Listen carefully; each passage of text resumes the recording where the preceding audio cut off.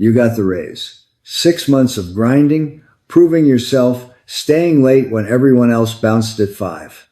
Finally, your boss pulls you aside and you're expecting maybe 3% if you're lucky, but they hit you with 7%. 7. You walk out of that office feeling like you just won something. 3 months later, you're staring at your bank account on a random Wednesday afternoon and something feels off. The number's bigger than before, sure, but somehow you're still transferring money from savings to cover groceries, still putting off that dentist appointment because the copay feels steep right now, still very much not living like someone who just got a 7% raise. What the hell happened? Picture this. It's 2024, and the average American worker just got their annual review. According to the Society for Human Resource Management, wage increases averaged about 4.1% last year. Sounds decent, right? Except inflation was running at about 3.4% for most of that year. So you're looking at real gains of, well, less than 1%.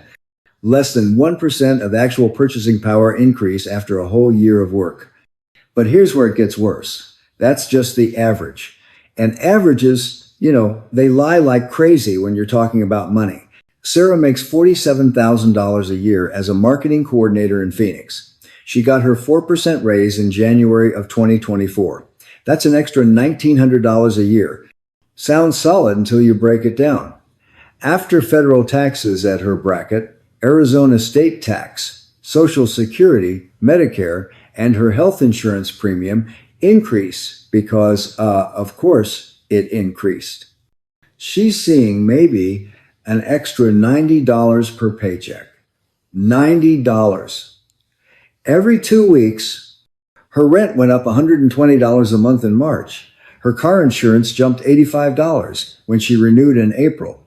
The grocery store where she shops every week, she's not imagining it. Her usual cart that used to run about $110 is now pushing $140. The math isn't mathing, And Sarah's not alone. I mean, the Federal Reserve Bank of Atlanta tracks something called real wage growth.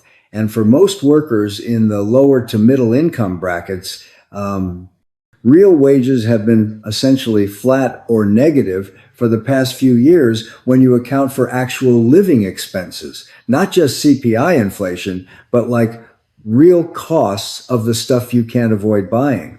So let me ask you something. When was the last time you actually felt a raise?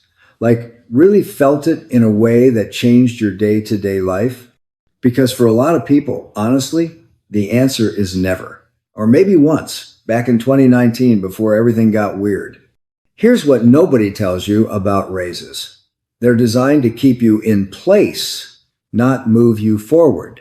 That sounds cynical, I know, but hear me out. Let's talk about how raises actually work in corporate America. Most companies, especially larger ones, work off something called a merit matrix. It's basically a grid that determines your raise based on two things: your performance rating and where you sit in your pay range compared to market rates. If you're performing well but already paid above the midpoint for your role, well, you might get 2 to 3%. If you're new and below midpoint, maybe you get 5 to 6%. The system is literally designed to pull everyone toward the average over time. It's mean reversion for your paycheck. According to World at Work's salary budget survey, the average merit increase budget for 2024 was about 3.8%. Companies set aside roughly 4% of payroll for raises, spread across everyone who's not getting fired. Some people get 0, some get 6, most get 3 or 4. The pool is fixed. Now, here's the thing. That 3.8% average, it's based on what companies think they need to pay to retain workers and stay competitive. It has almost nothing to do with, the actual increase in living costs you're experiencing, because companies don't calculate raises based on your rent. They calculate them based on what other companies are paying for similar roles. It's a closed loop. Every company is looking at every other company, and they're all agreeing implicitly to keep increases in this narrow band. It's not a conspiracy. It's just how market-based pay works. But the effect is the same. You're stuck. And then there's the tax thing. Oh man, the tax thing, it makes me frustrated every time I think about it. Let's say you make $60,000 a year. You're single, taking the standard deduction, living in a state with income tax. You get a 5% raise. That's $3,000. Sounds meaningful, right? Federal income tax at your marginal rate, 22%. So that's $660 gone right there. Social Security tax, 6.2%. That's another $186. Medicare, 1.45%, $43. State income tax. Let's say you're in Colorado at 4.4%. That's another $132. We're at $1,021 in taxes. You've got $1,979 left, divided by 26 paychecks. That's $76 extra per check before any other deductions. But wait, your health insurance premium went up because, well, it always does. Let's say $40 more per month. That's $20 per paycheck. Your 401k contribution is a percentage of your salary, so that automatically increased too. If you're doing 6%, that's an extra $9 per check going to retirement. You're down to $47 per paycheck. After a 5% raise on $60,000. Meanwhile, your actual expenses. Let's be conservative here. Rent increases of 5% are pretty much common in growing cities. On a $1,500 apartment, that's $75 more per month. Your car insurance probably went up. Groceries definitely went up. According to the USDA's food price outlook, grocery prices increased about 5 to 6% in 2023 and another 2 to 3% in 2024. You're not keeping up. The raise that felt significant is getting eaten by like 1,000 small increases that you didn't even notice happening. My college roommate, Jeremy, he's a software developer in Austin, makes good money, like 90,000 base, got an 8% raise last year, 8%. He was pumped. That's $7,200. Felt like he'd finally made it. 6 months later, he's complaining to me that he feels broker than before the raise. I thought he was crazy until he walked me through it. His apartment complex raised rent by $300 a month when his lease renewed. That's $3,600 a year gone. His company changed health insurance providers, and his premium went up $60 a month, plus the deductible increased by $1,000. He had some medical stuff, hit that deductible. There's another $120 a month effective increase. His car needed new tires. Registration renewal came with some new fee, the state added. His favorite lunch spot near work raised prices by like 15%. None of these things are huge individually, but they're death by 1,000 cuts, you know? The raises we're getting aren't designed for the economy we're living in. They're designed for a different time. When inflation was 2% and stable, when health insurance costs weren't spiraling, when housing was affordable. Look, I've been making these videos for 6 months now, and honestly, some days I wonder if anyone actually cares about this stuff. My daughter keeps telling me I should just enjoy retirement and stop worrying about other people's money. But if you're still with me, if this is making sense, hit that subscribe button. It would mean more to me than you know, and it tells me I'm not just talking to myself here. All right, let's keep going. Okay, so let's get into the mechanics of why this happens. And I mean really get into it. Because once you understand the structure, well, you can start working around it. There are 3 main forces eating your raise before you ever feel it. I call them the 3 vampires: inflation, lifestyle creep, and tax bracket effects. Each one takes a bite, and by the time they're done, there's not much blood left. Vampire number 1 is inflation, but not the inflation number you hear on the news. The Consumer Price Index, which is what everyone talks about when they say inflation was 3.4%, is an average across all goods and services.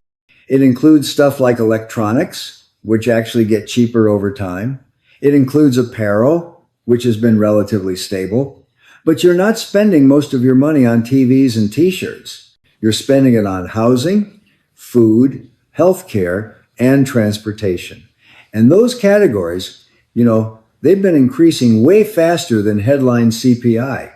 According to Zillow's rent index, median rent in the U.S. increased by about 5.3% in 2023 and another 4.1% in 2024. That's cumulative. If your rent was $2,000 in early 2023, it's probably around $2,190 now. That's an extra $190 a month or $2,280 a year. Healthcare. The Kaiser Family Foundation tracks this stuff religiously. The average family premium for employer-sponsored health insurance increased 4% in 2024. But here's the kicker. That's just the premium. Deductibles have been creeping up too. The average deductible for single coverage is now over $1,700. 10 years ago, it was around $1,000. So even if your premium only went up a little, you're paying more out of pocket when you actually use healthcare. And when you're young and healthy, you might not notice this until you need it. But it's there, waiting. Food prices are wild right now. The USDA's Food at Home Index, which is basically groceries, shows increases that vary dramatically by category. Eggs were up stupid amounts, like 28% at one point in 2023 before stabilizing. Beef, up 7 to 10%. Even basics like bread and cereal, up 5 to 8%. You go to the store, you buy the same stuff you always buy, and somehow the total is $15 or $20 higher than it was last year. You're not buying more. You're not buying fancy stuff. Everything just costs more. And it adds up, brutally fast. Transportation costs are sneaky. It's not just gas, although gas prices swinging from $3.50 to $5 and back down to $4 definitely matters. It's insurance. According to Bankrate, average car insurance premiums increased about 26% from 2022 to 2023. 26%. That's insane. Why? Well, cars got more expensive, so repairs got more expensive. There was a spike in accidents coming out of the pandemic. Insurance companies lost money and passed it on to you. If you were paying $1,500 a year for car insurance, you might be paying $1,900 now. That's an extra $33 a month you probably didn't budget for. Add it all up. Rent up $200 a month. Groceries up $80 a month. Car insurance up $33 a month. Health costs unpredictable, but higher. We're at $313 a month in increased expenses just from inflation in specific categories. That's $3,756 a year. Remember Sarah from earlier? Her raise was $1,900 gross. She's actually going backwards by almost $2,000 a year in purchasing power. The raise didn't help. It just slowed the bleeding. This is vampire number 1. It's sucking your purchasing power away faster than your raise is adding it back. Vampire number 2 is lifestyle creep. And this one's psychological. It's also the hardest to spot because it feels justified. You get a raise. You're making more money. You've been grinding. You deserve a little upgrade, right? So you start making small changes. Maybe you finally subscribe to that streaming service you've been thinking about. $15 a month? No big deal. You order delivery more often instead of cooking because, well, hey, you're busy, you're working hard, you can afford it. There's another $60 a month without really noticing. You upgrade your phone when the new model comes out because your payment only went up $10 a month. You buy the nicer coffee because it's only $1 more than the regular one. You start shopping at Whole Foods instead of Safeway for some items because the quality's better and, you're worth it. None of these decisions feel significant in the moment. They're all individually reasonable. But collectively, they eat your raise. Let's say you make $55,000 and you get a 4% raise. That's $2,200, or about $70 per paycheck after taxes. Now you add streaming service, $15 a month. More takeout, $60 a month. Phone upgrade, $10 more a month. Better groceries, $40 more a month. Random lifestyle improvements, $30 a month. That's $155 a month, or $78 per paycheck. You've spent your entire raise on lifestyle improvements that feel like you're still being frugal. You're not buying designer clothes or going on expensive vacations. You're just living slightly better, and the raise is gone. The really insidious part? These changes stick. They become your new baseline. You don't think of them as luxuries anymore. They're just what you do now. So when you get next year's raise, well, the same thing happens. Another layer of lifestyle creep, another raise consumed. I'm not saying don't improve your life when you make more money, but most people don't do it consciously. They just drift into higher spending because the money's there. And then they wonder why they don't feel wealthier. Vampire number 3 is tax bracket effects. And this one's more subtle for most people, but it can be brutal if you're near a bracket threshold. Federal income tax brackets are progressive. You pay 10% on income up to about $11,000, 12% from $11,000 to $44,000, 22% from $44,000 to $95,000, and so on. When you get a raise, the new money gets taxed at your marginal rate, which is higher than your average rate. If you're making $50,000 and you get a $5,000 raise, that entire $5,000 gets taxed at 22% federal, plus your state rate, plus FICA. But here's where it gets weird. If your raise pushes you into a new bracket, you might also lose some benefits. The IRS starts phasing out certain tax credits as you make more money. Things like the earned income tax credit, the child tax credit, or deductions for student loan interest. These phase-outs effectively increase your marginal tax rate way beyond what the bracket shows. For some income ranges, your marginal tax rate can be 35 to 40% when you account for federal, state, FICA, and benefit phase-outs. So that $5,000 raise, you're seeing $3,000 of it if you're lucky. And then there's the benefits cliff problem. If you're in that zone where you're making just enough to lose Medicaid or subsidized health insurance through the ACA marketplace, a raise can actually cost you money. I'm not kidding. There are scenarios where a $3,000 raise costs you $5,000 in lost subsidies. The system, it punishes you for earning more. This doesn't affect everyone. But if you're in that 60 to 80,000 range where a bunch of benefits phase out, your raises are getting destroyed by the tax code. These three vampires work together.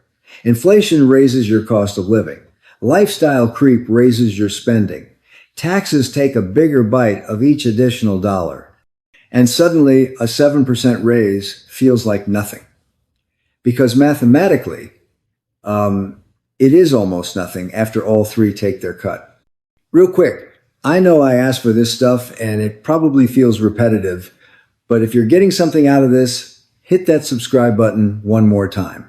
I'm trying to get to 10,000 subscribers before my 74th birthday in March. And honestly, I want to prove to my grandkids that you can still learn new things and help people at this age.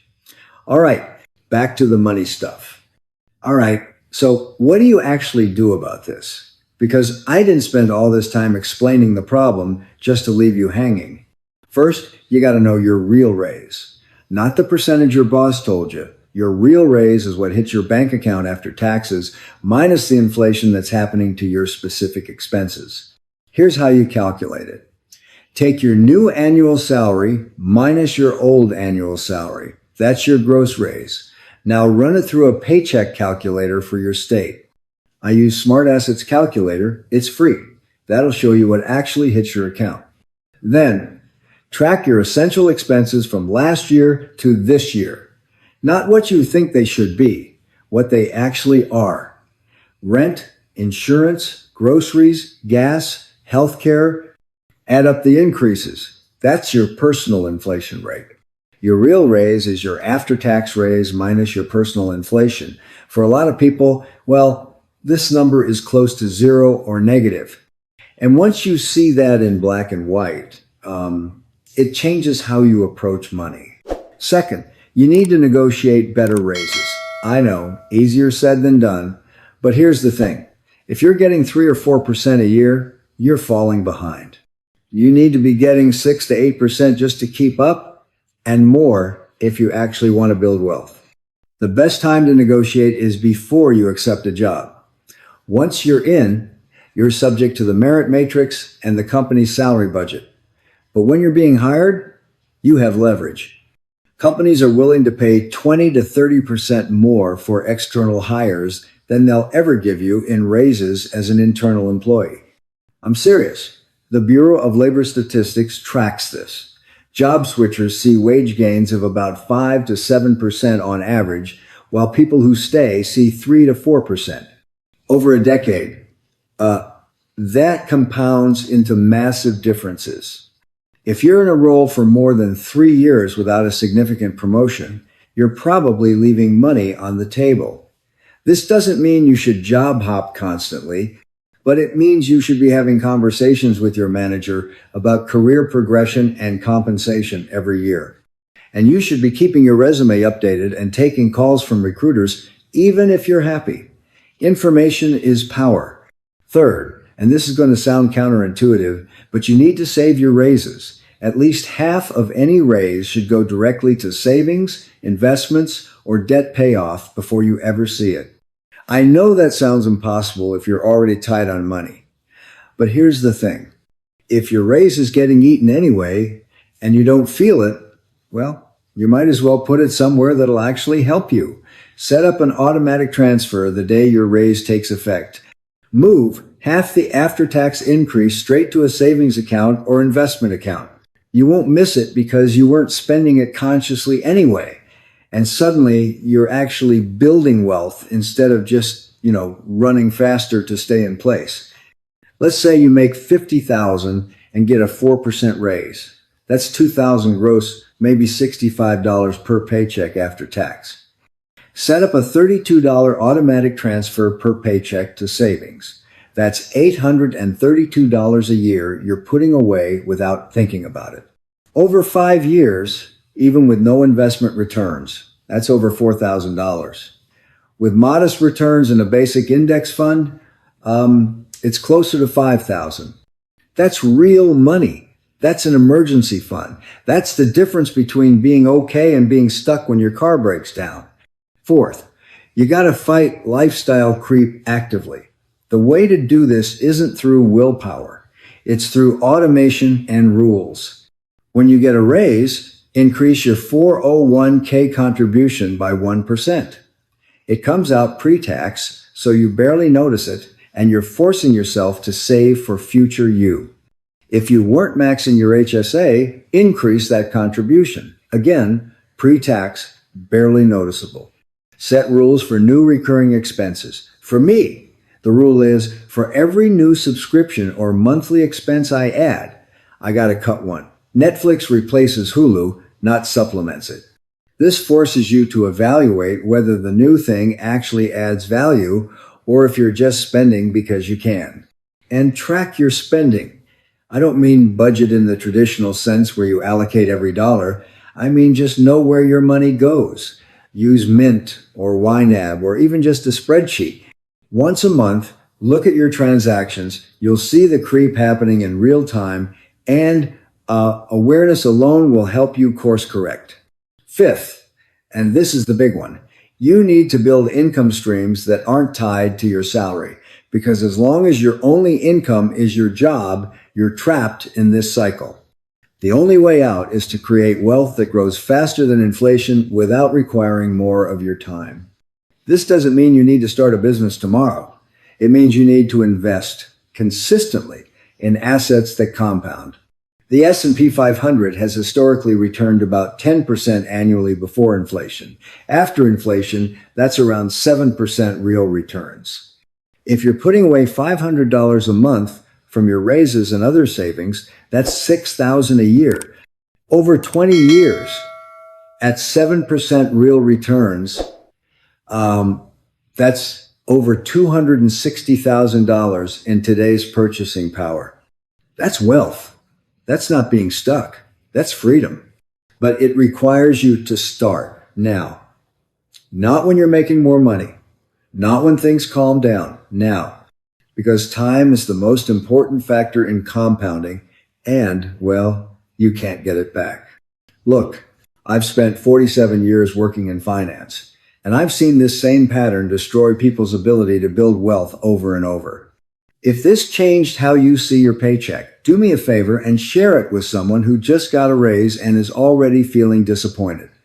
And if you haven't subscribed yet, honestly, I'd really appreciate it.